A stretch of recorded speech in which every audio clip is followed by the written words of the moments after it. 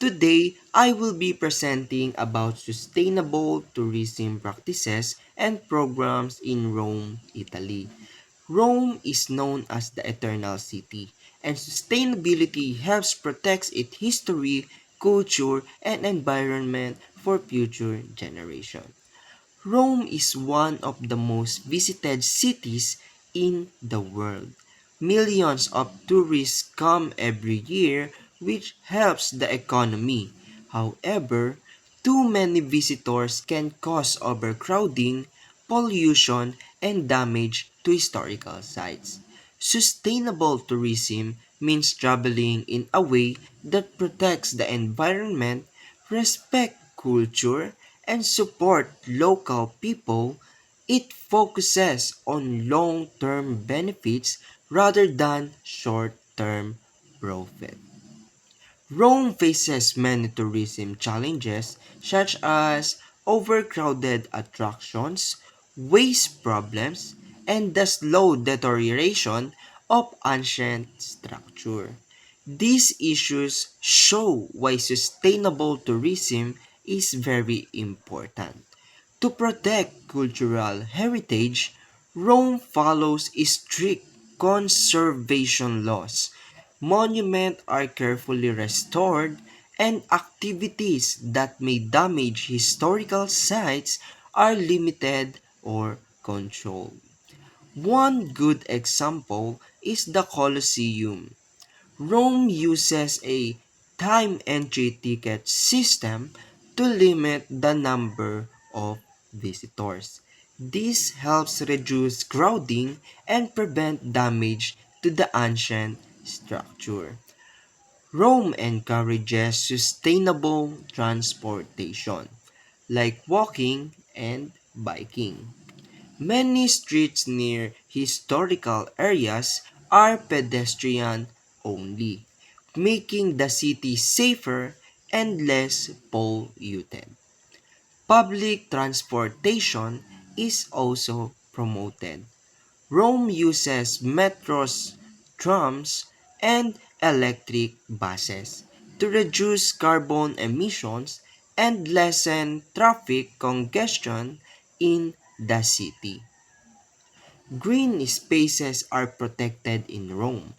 Parks like Villa Borghese give tourists and local a place to relax while helping improve air quality and urban sustainability. Rome has waste reduction programs such as recycling systems and awareness campaigns. Tourists are encouraged to dispose of trash properly and reduce waste. Waste conservation is also practiced.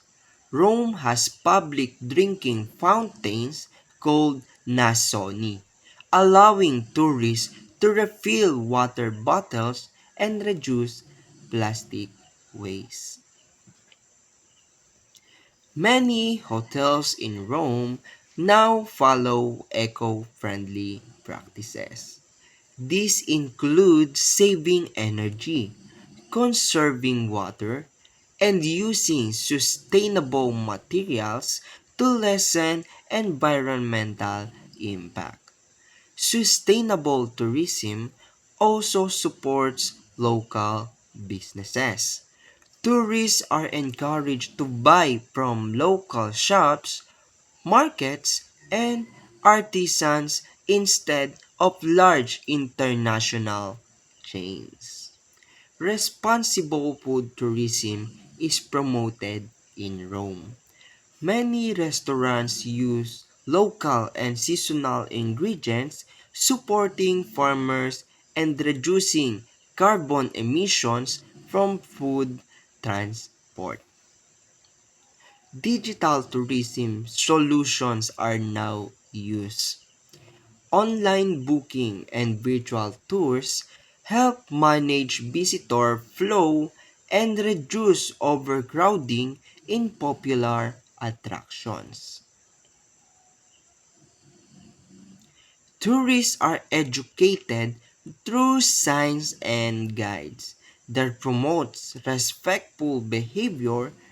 These reminders help protect cultural sites and encourage responsible tourism. Local communities are involved in tourism planning. Their participation ensures that tourism benefits residents and does not negatively affect their daily lives. The government plays a big role in sustainable tourism.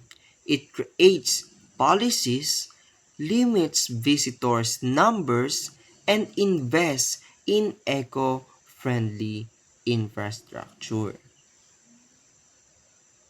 In the long run, sustainable tourism helps preserves Rome heritage, improves the tourist experience, and enhance the quality of life for local residents. In conclusion, sustainable tourism keeps Rome beautiful and timeless. By practicing responsible tourism, we help protect its culture, history, and environment for future generations.